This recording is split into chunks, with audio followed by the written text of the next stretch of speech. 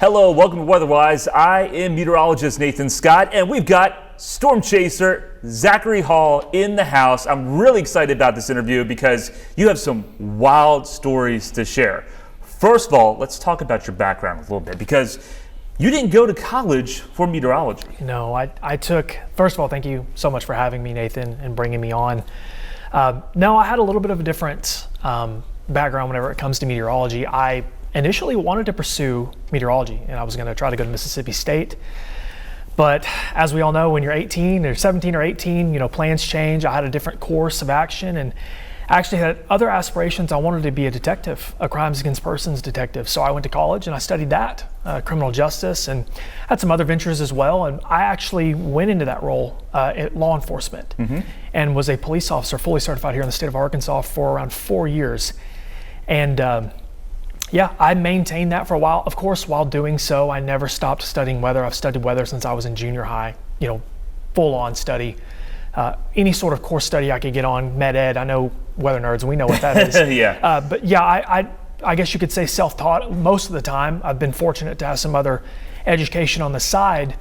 But while I was a law enforcement officer, I've storm chased since I was 19 years old.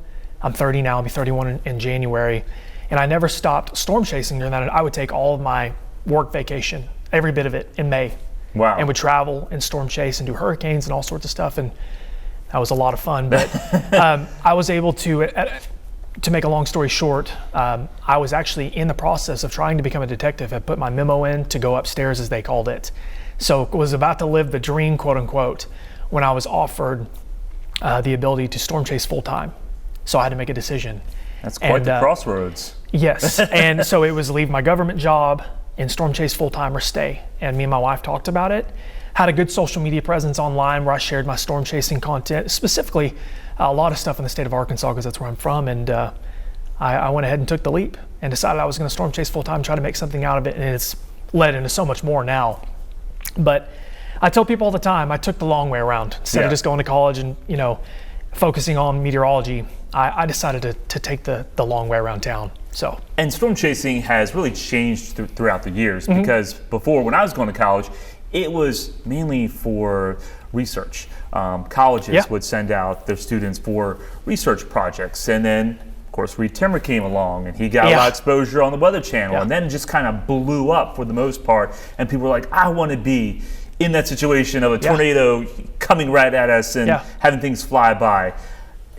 What really sparked your interest to go into storm chasing specifically versus other areas of meteorology? I've often wondered that, what led me so far into storm chasing. I am from Arkansas. I was born in Arkansas. I lived in Jefferson County for a while, Sebastian County. But we also lived in central Oklahoma for a time. When I was little, my dad's job led me to central Oklahoma, northeast Oklahoma, and we experienced some wild storms, tornadoes. Yeah. And so I've always had that inkling for that, for tornadoes, supercells, rather than just traditional weather, I guess you could say. I would be lying if I said that Reed Timmer didn't have an influence on me. Discovery Channel, growing up, I watched that. I was that kid who watched that every week. But as I got older, businesses aren't lining up to hire storm chasers, so I kind of knew, I didn't think at the time, I was like, well, I don't really know if I want to be on TV just talking about weather. I want to be a storm chaser. So that kind of led me astray for a while. Obviously, I didn't know what we have now when it comes to digital media, social media and whatnot. But yeah, I think I just wanted to learn more about tornadoes and supercells. I wanted to be out there and actually experience it in person. And doing so led me down a road of just some incredible stories and memories when it comes to supercells and tornadoes, and it meant a lot to me. And I think it really helped me when it comes to forecasting tornadoes.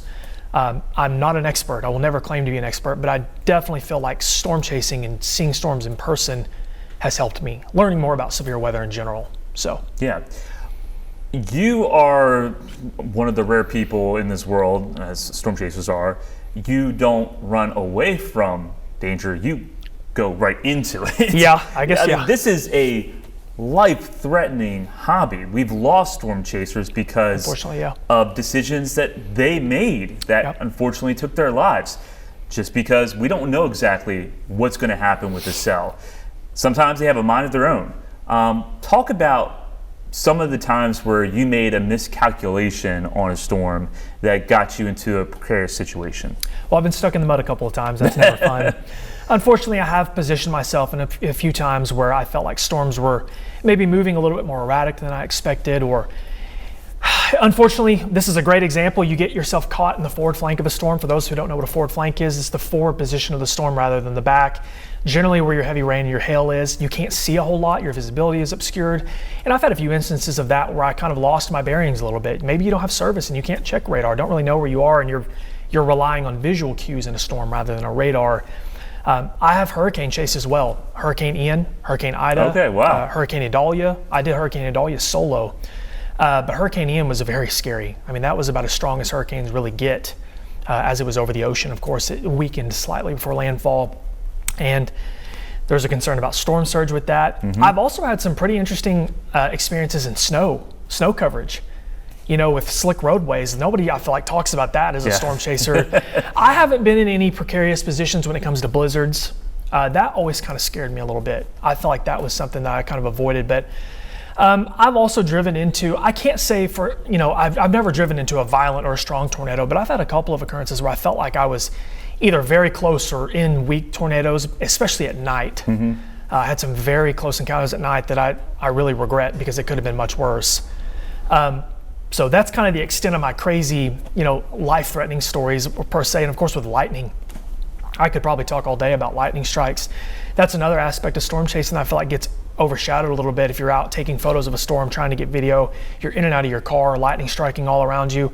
A lot of times when you have these really intense supercells that produce strong tornadoes, the lightning barrage is crazy. Yeah, we see that on radar, and Tom and I always talk about that. Mm-hmm. Okay, this is really showing a lot more lightning, uptick. So we're just thinking the updraft is becoming much more powerful, and usually that's when a tornado tries to form. But for you to witness tornado genesis, we're looking at radar, but you're actually seeing the whole entire structure. So there's radar, but you're seeing how everything comes together. Yep.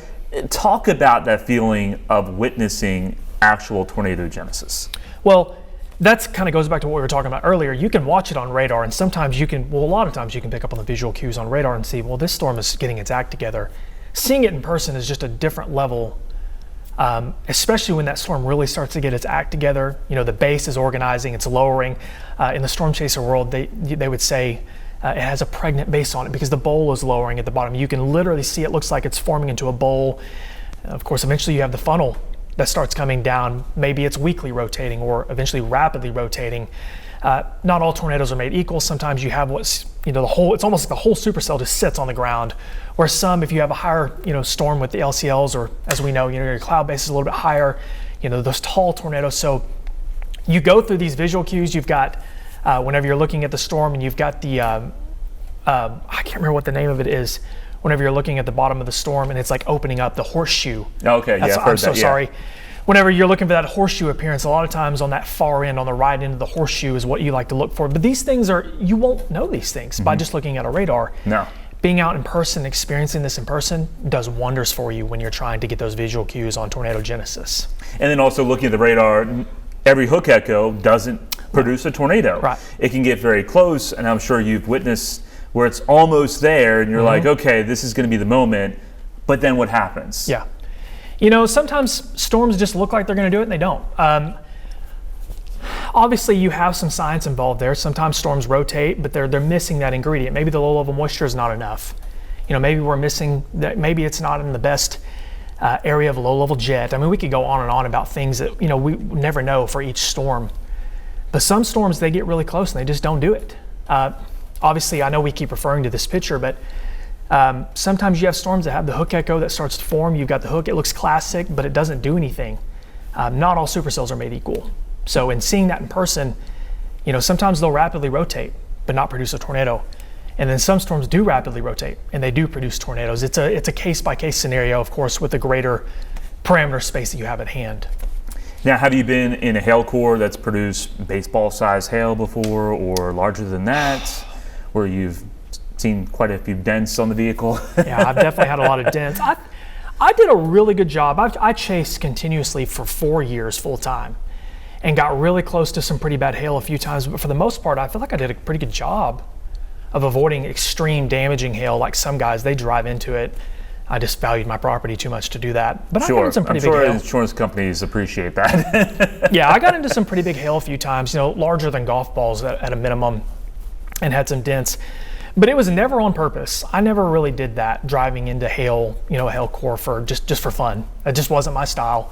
I know that Reed Timmer and some of the other guys and gals out there, they will do that. But for me, it just wasn't of interest to me. But now I got caught on a few, especially out in West Texas. Hailstones generally out there are just a little bit bigger. Yeah. Kansas, Nebraska, Eastern Colorado. But yeah, I encountered some pretty big hail at times. I found a very large hail, like came up on supercells that had passed.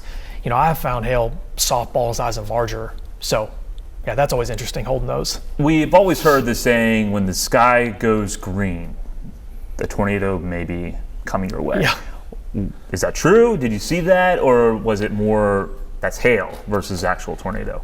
I mean, I know that's I feel like a reference to Twister, going green. That's quote right, unquote. yeah. I don't think so. It's necessarily an indication of a tornado. I do think that there's some correlation there, because sometimes you can have very large hail or a significant hailstorm associated with the supercell that's producing a tornado. But I feel like that's more of just a light refraction. Dealing with storms, the sun perhaps setting behind the storm or behind the storm. I'm sure you would agree. Yeah. I don't really think it's necessarily a correlation to tornadoes, but I do think that you could see that. You could see that phenomenon. Whenever I was in Seminole, Oklahoma in 2022, that storm produced an EF2 in the middle of town, and the entire sky looked green. But I've seen tornadoes where I did not see that. So I don't think it's a direct correlation all the time.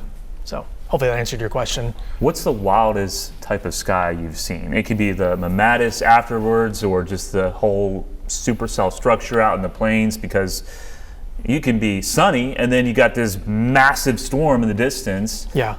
Because you can see so far. I feel like the craziest storm that I've ever seen sky was in Slaughterville, Oklahoma, which is in central Oklahoma, a few years ago. It was probably the most impressive supercell appearance I've ever seen.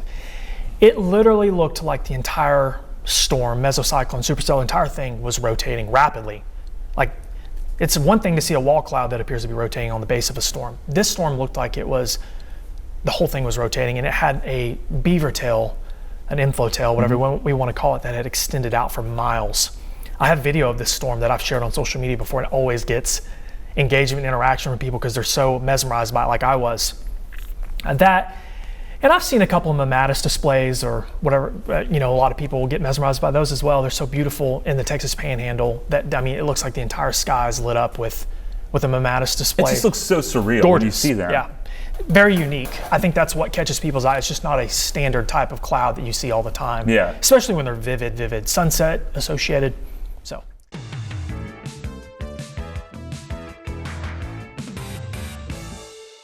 Storm chasing, just a regular day. Walk me through on what you do, from how much forecasting you do to the amount of traveling you have to do to get to the location that you want to get to. Well, so I don't storm chase full time like I used to. But whenever I was in it all the time and traveling all the time, it's a day-to-day operation. Especially if you have a severe weather episode of, let's say you have 3 or 4 days worth of risk in the plains, or in the Midwest, or wherever you might be, or here in the South, here in Arkansas. A lot of times I would wake up in the hotel and would immediately check the National Weather Service, the SPC Outlook. That's tradition. Yeah. From there, obviously, if it's the day of, I'm going to check high-resolution data sets, SPC mesoanalysis. What's the atmosphere look like that morning? Are we waking up to blue skies, or are we waking up to cloud cover all over the place with light drizzle? And from there, I feel like you can get a good gauge on your parameter space for the day. And obviously, if you're looking at a multi-day episode, then you might need to start focusing on the next day and the next day. And obviously, we have models that allow us to do that. I like to, for me personally, data out to 150 hours is where I start to draw the line on reality. Obviously, after that, data can be legit too. But that 3 or 4 day span is where I try to measure if I'm being a storm chaser and I'm out and about. Obviously, hurricanes are a little bit different. If there's a hurricane coming, there's a hurricane coming. It's a little bit different than tornadoes, where it's kind of a guessing game at times. If you're storm chasing, you're in a hurricane, you're waking up on the beach waiting for that. Obviously, you're going to wake up, check the NHC outlooks and check satellite. But a lot of data goes into it the first half of the day. Then you might hit the road. Where's your target town? Where are you trying to get to? Where is going to put you in the best position to intercept these storms? Sometimes that's 20 minutes away, sometimes it's 2 hours away. I've traveled all over this country outside of the Western US doing this. And sometimes those drives are a lot easier than others. And then obviously once storms start going up, a lot of times you'll throw models out the window when real-time analysis starts to come around. Updrafts are going up. You're checking satellite. Do we have a cumulus field? All these things start to come into play whenever it's almost go time. And of course, when storms are forming, it's probably time to make your move. And whenever those storms are forming, sometimes there's not only one, there's 2, 3, or 4. You've got to make sure you pay attention to your meso-analysis. What's the data look like for now? I've been burned a lot of times with tornadoes that whenever I was early in my chase career, feels like the number one thing that would get me was the moisture and the low-level jet core. Is it displaced from where the best low-level jet is? And for those who may not know what the low-level jet is, think of it like tornado juice whenever it comes to low-level winds. That burned me a lot early on. I missed a lot of tornadoes until I figured that one out. That's one of my favorite things to look at is the low-level jet field and the moisture, of course, and instability too, I guess.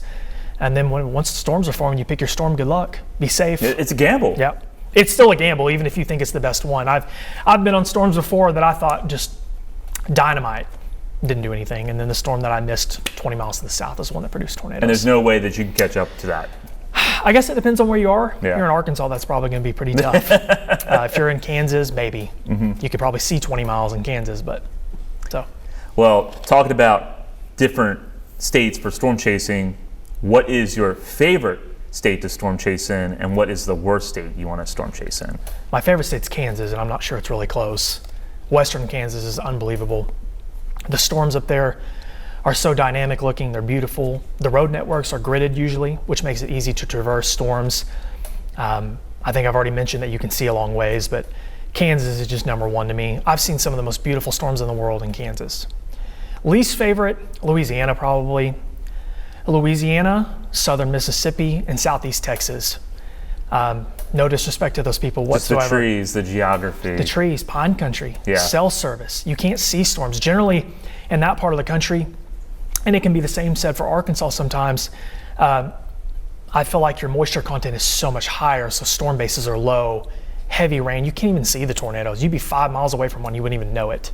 So, and the road networks down there just aren't favorable for storm chasing. Obviously, there's some parts of Arkansas that are rough too, especially northern Arkansas, mountainous terrain. Yeah. So, now, when you go storm chasing, like I said, you're taking a gamble. Not only trying to get a tornado, but financially. I mean, you're spending money on gas, lots of money. on maintenance of the vehicle, but it does pay off. Yeah, I was able to turn it into a full-time career. I had sponsors that I'm very blessed with a social media following now. Like I said earlier, I don't do this anymore. I just do live weather coverage like we all do. But when I was storm chasing, companies bought into the idea that I was out, working hard, producing coverage, and it's good for their companies because a lot of people like to watch these things. There's a lot of people out there, I've always said this, there's a lot of people who are really interested in tornadoes and watching them. Oh yeah. But they don't want to be there. They want to sit at home on their couch, the safety of their home, so they could watch me do it. So it was very lucrative from a social media sponsorship standpoint. Obviously, social media changed the game. YouTube, being able to stream my storm chasing live to people, thousands of people across the country. Facebook, I mean, we could go all day about that stuff. But yeah, it worked out very well for me. It built an audience. It built trust with people that I understood science of weather and forecasting and coverage. And hopefully I'm not trailing off from your original question too much, but you're fine. As a whole, it really just worked well for me in the end because, storm chasing is interesting. Weather is interesting to people, but not everybody wants to be out there doing it. So I would do it and they could watch. Throughout the years, is there more and more pressure to get better video, closer video? I want to see video right up in the tornado. Yeah. And if you don't get that, you probably don't get the exposure that you want, and you probably don't get the money that you want as well, because basically the worse the video is, weather-wise, the more it's worth, right?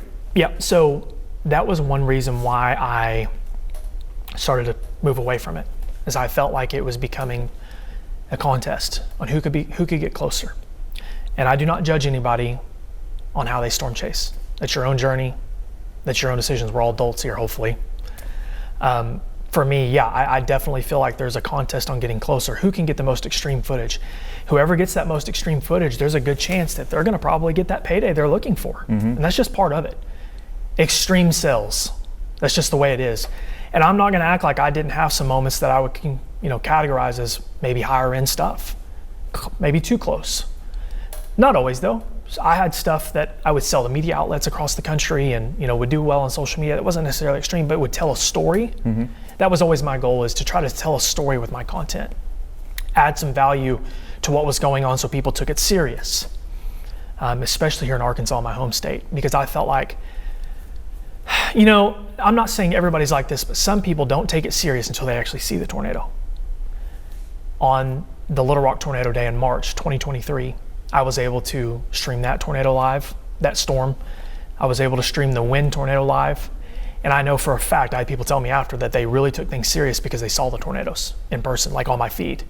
So that was always my goal. Yeah, I mean, as a broadcaster, we appreciate teaming up with storm chasers because you're seeing what's happening out in the field in real time. There's a delay in radar, 4 or 5 minutes. So within that 4 or 5 minute period, things could be entirely different out in the field versus what we're seeing here on the computer screen.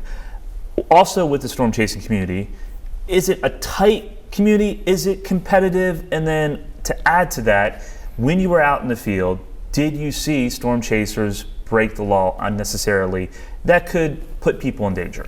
Of course, I saw, and I'm not going to sit here and try to act like I have never, whenever I was out traveling, sometimes you get in the moment, maybe you're going too fast, you kind of have to rein yourself in. It's hard.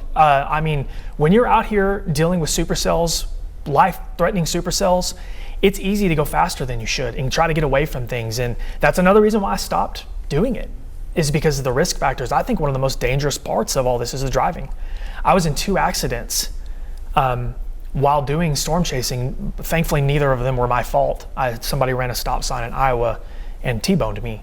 And I was trying to get away from a storm, and so was he. He was a young kid in a town. He was probably scared of the storm.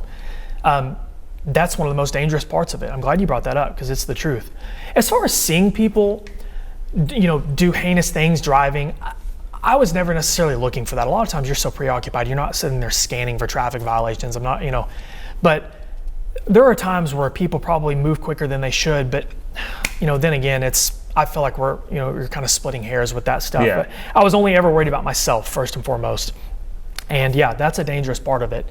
As far as the competition side, there's certainly some competition out there, especially when it comes to trying to sell footage or get the story, get that content. But at the same time, I had and still have great friends now from the storm chasing community, great connections from the storm chasing community, and I wish nothing but the best for them. And I did the same at that time. We were all out there trying to capture the same thing though. So of course there's going to be some friendly competition.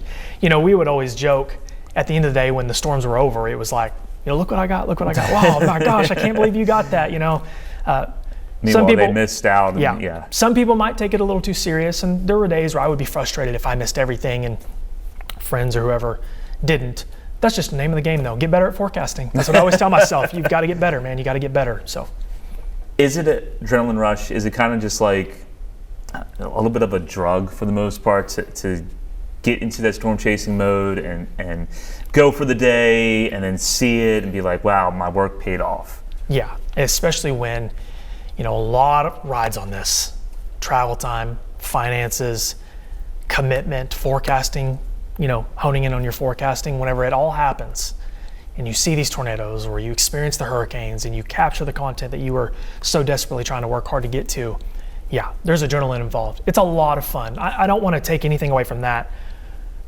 I am a weather nerd, very passionate about weather, always have been, and hopefully always will be. And storm chasing really exasperated that whenever it came time for the tornadoes or whatever it might have been. It's not always tornadoes too. You get incredible supercells. I have some incredible memories of supercells that maybe had tornadoes associated. I don't really remember the tornadoes, I remember the supercells. Just incredible storm displays and stuff like that. So yeah, a lot of adrenaline involved. When you were going out to these communities on the day of, how did the public respond to see storm chasers in their community? Were they concerned? Were they excited? Yeah, I'm sure some were concerned. I don't anymore, but my vehicle was wrapped in graphics. We took it to schools and did school events and community events, so people loved that. But yeah, I mean, I would end up on some Facebook groups, people posting pictures of the car or pictures of me and look who's in town, this, that, and the other. And I think some people, one reason why I liked it is hopefully it would help spread awareness. Whenever I was in that car, I can't tell you how many conversations it sparked at a drive-through or a gas station. Hey, weather's could be bad today, keep an eye on it, who may have otherwise not paid attention. Mm-hmm. So hopefully most people were receptive. I'm sure some people got a little frustrated thinking I was there to try to scare people, which was never the intention whatsoever. But yeah, you never know how people are going to respond to it, man. Especially like Reed Timmer driving that armored tank around. You see that coming into town, you're probably like, oh my gosh. So hit the deck. You probably had some really good food at all the local restaurants around the country. Any favorite with that, just for fun fact? What a great question. Man, Cattleman's Steakhouse in Oklahoma City. Anytime we would go to Oklahoma City for a big severe weather day in central Oklahoma, I loved some Cattleman's Steakhouse. Of course, here in Arkansas, I love CJ's Butcher Boy Burgers. They're in Russellville, there's some in Fayetteville. If I was ever traveling for weather, I would try to always stop there. Outside of that, man, that's like the number two, the one and two things that pop up in my head. But no, I definitely had my fair share of good food out there. Unfortunately, you don't always get good meals. Sometimes you got to settle for fast food, which isn't the greatest. But I will say that since I'm not on the road like I used to be, my health and wellness has definitely gotten better because sometimes you have to settle for gas station food. Not my favorite. Yeah. So.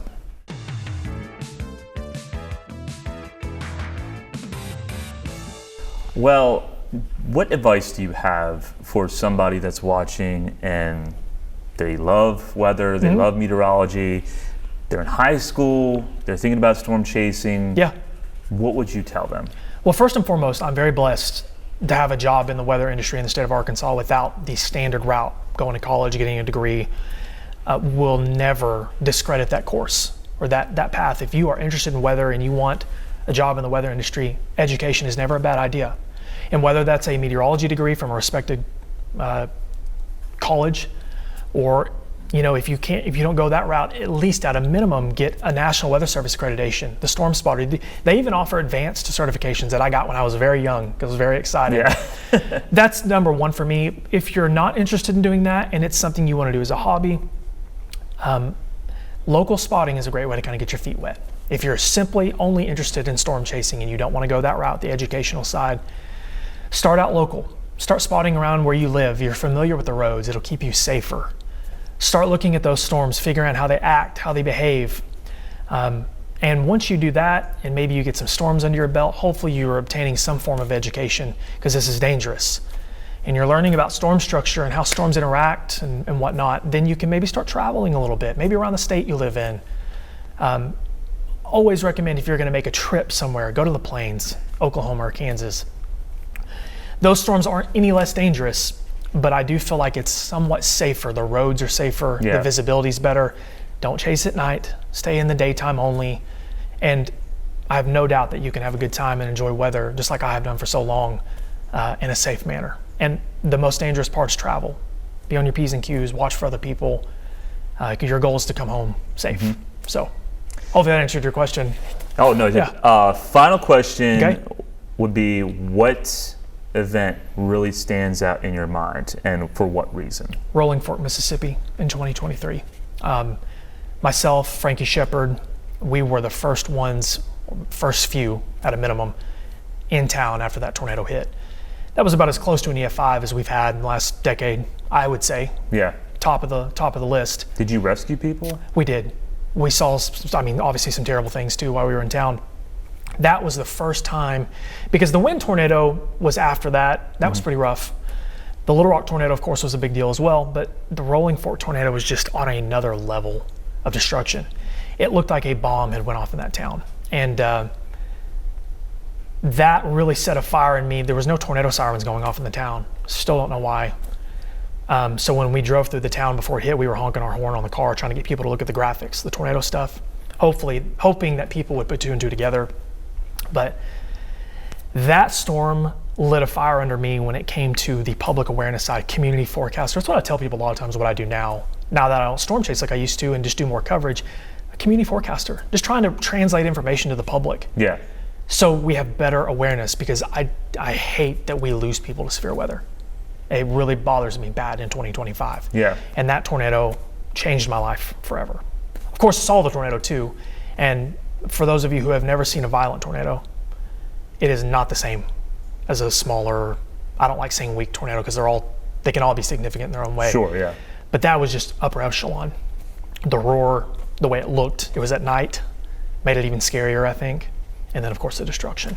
Well, I think we've come to the stage of, there's a lot of hype out there. Oh, yeah. And every severe weather event gets all this attention, and I think people would just become desensitized and say, oh, this one's not going to hit us. We've heard this before. I'm sure people in Rolling Fork have been under so many tornado warnings because I used to work in Jackson, Mississippi, and I remember Rolling Fork would always be under tornado warning. But it's just a little oasis in the Delta where most likely a tornado would miss the city. Sure. But it was just that one time where it hit. Same thing here in Little Rock. I talked to people in West Little Rock after the tornado, and they were like, we've heard the sirens before. Nothing ever happens, but it's just that one time that something happens. It only takes one time. That's I tell people that all the time. I know that we joke in the state, in Arkansas, about when the sirens go off, we go outside and talk to your neighbor, and I get that it's funny and humorous, but really in reality, tornadoes can be deadly. Yeah. And your best place that you can be is inside a site-built structure away from windows with the most walls between you and the outside, bottom line. So there's a lot of people, I think in Little Rock, who got kind of caught just in a rough spot because they almost thought it wasn't real. Yeah. Well, it was sunny. Yeah. It was sunny before it came, and then all of a sudden the clouds rolled in, and then bam, here comes the tornado.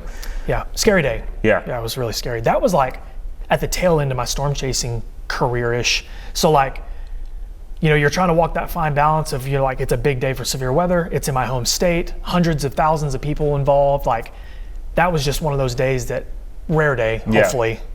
But that was. We were very lucky that we did not lose anybody. Very fortunate.